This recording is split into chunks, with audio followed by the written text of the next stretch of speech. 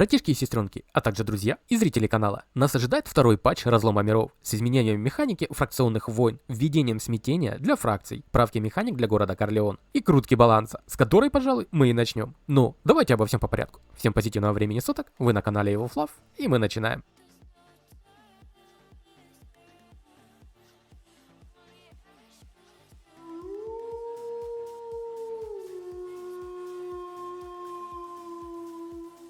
Ветка топоров и их W-способность «Внутреннее кровотечение» получит ап-дот урона при движении противника на 45%. Возможно, даже это будет один из вариантов борьбы против мобильных кайт-билдов. Посмотрим. У ветки луков будет над чем поплакать, но и порадовать нас не забудут. Я уже стал себе их усиленно качать. Q-способность «Мультивыстрел» возвращает себе отталкивание противника, но лишается дебафа замедления и получит порезку урона на 14%. По мнению разработчиков, луки стали превосходить большинство оружия в PvP, и потому таким образом их решили понерфить. Дать другим шанс, по их же собственным словам. Q-способность «Отравленная стрела» получила поправку в механике убывающей отдачи. В двух словах о самой механике. Эффективность убывающей отдачи, по-английски Diminishing Returns, в Albion Online означает, что чем больше ты делаешь одно и то же действие, к примеру, мы фармим мобов в одной и той же локации, или же собираем ресурсы, тем меньше ценности, славы, серебра или ресурсов мы будем получать за единицу времени, побуждая тем самым нас к исследованию и разнообразию активностей для максимальной эффективности игры. Это механика, которая не дает нам бесконечно эксплуатировать один и тот же источник ресурсов, поддерживая баланс и экономику игры таким образом, а также заставляет нас искать новые места или способы заработка, вроде динамических ресурсных точек. Так вот, эффект от яда был скорректирован таким образом, чтобы он больше не применял эффект убивающей отдачи DR в дальнейшем к своим последующим эффектам замедления, хотя на него по-прежнему влияет существующий эффект убывающей отдачи при стаке. Шепчущий лук захотели сделать более привлекательным вне гангов, потому его Е-способность «Мертвые стрелы» получила баф скорости атаки на 10%, с 20 до 30%. И, как вы думаете, кто же у нас следующий? Верно, это лук Баддона! Поскольку он по-прежнему слишком опасен и имбует в одиночной игре, а предыдущий нерф на 5% его дот урона, как ни странно, не помог, решено убивать его, то есть балансить и дальше. Его Е-способность «Бушующий шторм» больше не накладывает взрывные стрелы при попадании, то есть убрали взаимодействие между этими двумя способностями, и они больше не стакаются. Кто понял, тот понял. Ветку проклятых посохов немного ускорят. Действие Q-способности «Проклятый серп». Теперь он будет летать на 0,1 секунду быстрее, ускорив его время действия с 0,4 до 0,3 секунд. Парные истребители и их Е-способность «Кольцо смерти» будет бафать своего владельца на 40% скорости передвижения на 2 секунды при первом применении способности. Ветка огненных посохов и их W-способность «Стена пламени» получит увеличение дальности отбрасывания до 4 метров. Моргенштерн, не тот, оружие которой у ветки булав, получил ап Е-способности «Сила притяжения» путем увеличения сбрасывания комбинаций с 3 до 5 секунд. Это даст больше времени для маневров. Довольно приятно. У всей ветки булав Q-способность «Сокрушающая угроза». Было сокращено время мультикастов, анимаций при применении способности. Задержка удара уменьшена с 0,4 до 0,2 секунд. Время ожидания уменьшено с 0,5 до 0,3 секунд. Ветка древесных посохов для PvE сегмента получила внимание от разрабов. Но чтобы не поломать предыдущие нерфы и чтобы посох не заиграл в соло новыми красками, заряд восстановления с Q-способности омоложения и цветок омоложения будут давать 5% к защите от мобов за каждый стак для членов группы. Но не будет действовать на самого владельца посоха. Таким образом, посоху Кровавой Луны станет немного проще и комфортнее фармить Авалон в дуо против мобов. Ветку посохов также не обошли стороной. Искатель Грааля и его Е-способность «Душевная встряска». Базовая продолжительность действия обездвиживания против игроков верхом на ездовых животных теперь составляет 2 секунды. И на них также влияет эффект уменьшения эффективности и сопротивления контролю от толпы. Боевой шест и его Е-способность «Безопасный прыжок» стремительно вырвалась на первое место в проклятых подземельях, потому ее решено жестко забалансить путем порезки урона способности на 3%. Причину смеха поймете далее. Как и в случае с луками, копья скорректированы и приведены в соответствие с механикой DR эффекта убывающей отдачи. А вот броня солдата, возможно, станет новой имбой, ведь ее способность бешенства была переработана и станет переключаемым. Оно сохранит бонус от бафа к урону и не будет слетать при трансформации, либо мы сможем восстановить себе 30% от недостающего здоровья, пожертвовав всего лишь 10% брони, что не так важно при игре от кайта. Зато колоссальный профит для затюкивания противника на том же шесте. Ролик с билдом для караптов уже на низком старте, если данную балансировку все же введут на лайв-сервера. И мы продолжаем мурыжить тему зелий. Время кислотного зелья увеличено, ибо нефиг имбовать с 60 секунд до 100 секунд. А вот успокаивающее зелье может упасть в цене, ведь оно получило реворк и в ряде случаев не будет действовать на мобов, охраняющих самих игроков.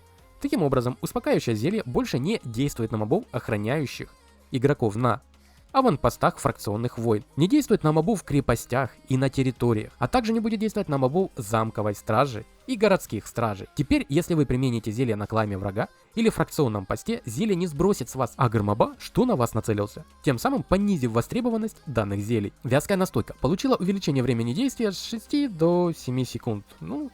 Окей. И это все, что связано с балансом. Теперь давайте перейдем к изменениям и хорошо забытым старым нововведениям. Все ссылочки на официальные источники вы найдете в описании. Но помните, это тестовый сервер и все еще может измениться перед заливкой на лайв-сервера. Теперь рассмотрим колоссальные изменения, что будут ожидать город Корлеон. Когда любая фракция будет объявлять атаку на смертельно опасную провинцию, Корлеон теперь также будет объявлять атаку на эту провинцию. У Корлеона убрали ограничения на количество атак на смертельно опасные провинции.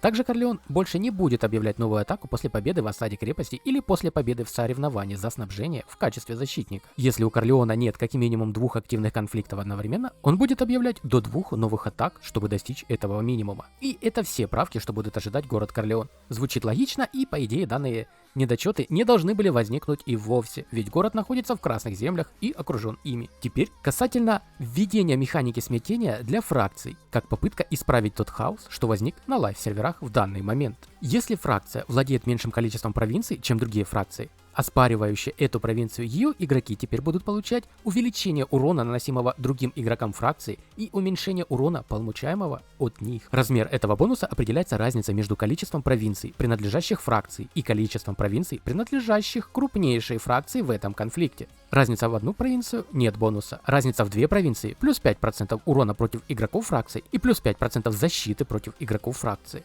Разница в 3 провинции — плюс 10% урона против игроков фракции и плюс 10% защиты против игроков фракции. Разница в 4 провинции — плюс 15% урона против игроков фракции и плюс 15% защиты против игроков фракции. Разница в 5 провинций — плюс 20% урона против игроков фракции и плюс 20% защиты против игроков фракции. Важно, этот бонус применяется только в несмертельных провинциях и не будет иметь никакого отношения к смертельным локациям. По сути, ничего не изменится для красных земель.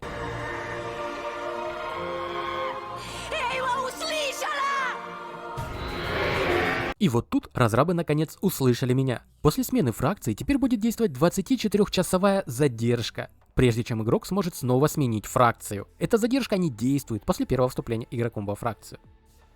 Требования к силе предметов в войнах фракции теперь учитывают только базовую силу предметов, без бонусов. Игроки должны иметь базовую силу предметов 700 и выше, чтобы использовать транспортные средства фракции и участвовать в войнах фракций, независимо от их средней силы предметов. Прочие правки и изменения я просто зачитаю, ибо их много и они по сути мелкие. Внесены корректировки и улучшены некоторые элементы пользовательского интерфейса. Добавлено уведомление о том, что провинция отрезана от внешнего мира. Добавлено уведомление о переходе осады крепости в стадию последнего боя. Состояние осады крепости и подготовки к осаде теперь отображается на карте мира, по сравнению со значком нападения бандитов, если присутствуют оба состояния. Добавлена пульсирующая подсветка на карте мира в режиме просмотра провинций, указывающая на зоны с активными конфликтами. Потихонечку берутся за очистку открытого мира и усложнение фарма гангером, а возможно и скипером статиков в дальнейшем. Предмет мебели трофейная акула больше нельзя размещать на открытом воздухе. В исправлении заклинаний Глаз бури у монарха исправлена ошибка, из-за которой для каждого этапа использовались некорректные размеры визуальных эффектов. Исправление во фракционных войнах. Исправлена ошибка, из-за которой в окнах информации об аванпостах на карте мира указывалось, что аванпост можно захватить в неактивных зонах конфликта. Теперь отображаются конкретные причины, по которым аванпост нельзя захватить. Исправлена ошибка, из-за которой игроки могли возродиться на аванпосте вскоре после его захвата вражеской фракции. Исправлена ошибка, из-за которой значки фракционного транспорта не меняли цвет при переходе контроля над провинцией к другой фракции. Исправлена ошибка, из-за которой интерфейс крепости отображал неверную информацию о состоянии во время нападения бандитов.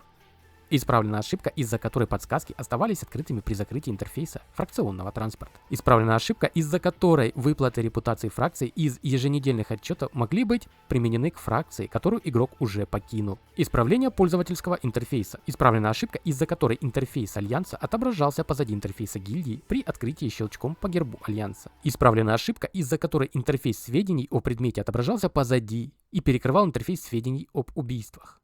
Исправлена ошибка, из-за которой в письмах с приглашениями в Альянс не отображалось название Альянса. Исправлена ошибка, из-за которой функция «Переместить все» не работала между вкладками банка. Исправлена ошибка, из-за которой значки контрабандных ящиков отображались как сундуки фракций на мини-карте. Исправлена ошибка, из-за которой значки выхода на картах региона Брасилион, статические подземелья и подземелья нельзя было нажать для навигации. Исправлена ошибка, из-за которой полоса прогресса крафта была закрыта открытыми интерфейсами. Другие исправления. Исправлена ошибка, из-за которой активация перегрузки во время применения заклинания могла вызвать анимационные и визуальные сбои. Теперь невозможно активировать перегрузку во время применения заклинания. Исправлена ошибка, из-за которой аура демонических клинков Морганы Инфестора могла убить с одного удара игрока без ездовых животных, у которых были активны бафы от ездовых животных. Исправлена ошибка, из-за которой сундуки не возрождались в статических подземельях 3-го уровня. Исправлена ошибка, из-за которой мобы со способностями к регенерации иногда отказывались умирать. Различные дополнительные исправления графики, анимации, ландшафта, звука пользовательского и интерфейса и локализации прилагаются. Пишите свои предложения и дополнения в комментариях, а можем там с вами, как всегда, просто пообщаться, либо что-то обсудить. Как всегда, отвечаю на все комментарии. Оценивать же данную работу своим всепродвигающим лайком или нет, решать только вам, друзья, как и подписка на канал. Приятной нам игры и только позитива в процессе. Всех братишек и сестренок по-братски обнял и приподнял. До новых встреч!